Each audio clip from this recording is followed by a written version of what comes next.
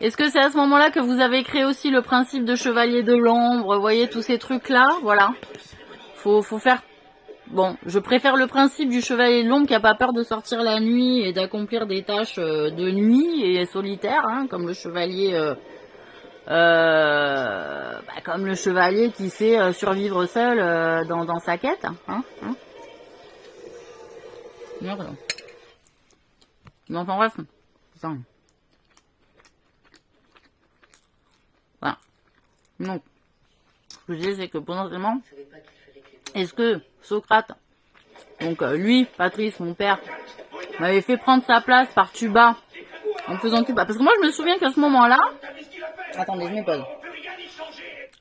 Qu'à ce moment-là, quand il est dans le Sénat, et qu'il est condamné à mort pour boire la ciguë, j'entends une voix dans ma tête. Alors, est-ce que c'est Claudine qui était sa femme à ce moment-là, ou mon père, qui me dit « Tu vas laisser prendre la place, tu vas laisser mourir ton père, tu vas laisser mourir ton père, tu vas laisser mourir ton père. » Et moi, en tant que bonne croyante, parce que Socrate, il était croyant, en fait. Hein, on cachait notre croyance, en fait, à la maison. Mais on était quand même croyants. Les principes qui sont quand même défendus dans le stoïcisme sont quand même des principes proches de la religion. Mais défendus de manière philosophique, vous voyez, sans... voilà. Et que, en fait, on était croyants. Hein. Et il y avait une histoire de mariage en fait où il voulait me marier avec quelqu'un d'une famille, je sais pas si c'était l'empereur à l'époque ou quoi, et que le père du marié ne voulait pas alors qu'on était amoureux.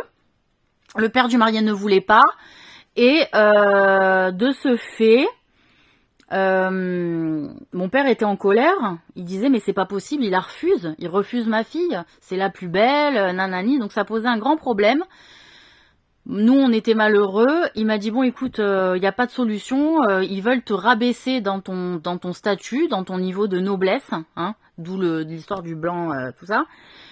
Et que bon, bref, il y a eu le Sénat, il y a eu la ciguë, parce qu'ils commençaient tous un peu à se monter. Je crois que Claudine avait quand même déjà à ce moment-là infiltré des groupes un peu occultes pour voir ce qui se tramait. Et que... il y a une voix, voilà, quand je vois mon père qui est en train de se faire suicider délibérément, je trouve ça aberrant. Je suis témoin en fait de la scène. Et donc j'entends cette voix, est-ce que tu vas laisser prendre la place de est-ce que tu vas laisser ton père crever? Moi j'ai l'impression que c'est Dieu hein, qui me dit, qui me pousse en fait à défendre mon père et à prendre sa place. Et en fait du coup je me dévoue, j'y vais.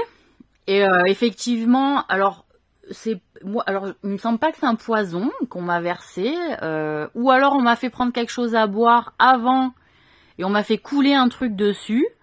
En tout cas, on m'a fait couler un truc dessus. Ça devait être normalement brûlant et je sais pas pourquoi, ça l'a pas été. C'était comme une pâte, je sais pas moi, un peu liquéfiée, un peu épaisse, vous voyez.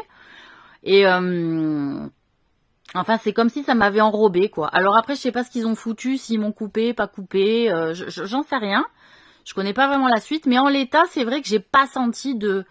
Je me suis fait la réflexion à ce moment-là, je me suis dit, mais c'est pas brûlant, voilà. Donc, et après, ben, je sais pas, je pense que Tristan, à ce moment-là, il m'a fauché, et que je me suis retrouvée ailleurs. Mais, bon, enfin voilà, l'histoire de ce moment-là, hein, c'était ça. Et en fait, après, je crois que ça part de là, en fait. Hein, non, ben non, ça part pas de là, puisque ça part quand on était à Java et que, enfin voilà, enfin je vous ai déjà expliqué le premier épisode, quoi. Oui, enfin ils ont fait croire à Cyril que j'étais partie alors qu'il m'avait bouffé, c'était ça. Enfin bon bref, voilà quoi. Hein.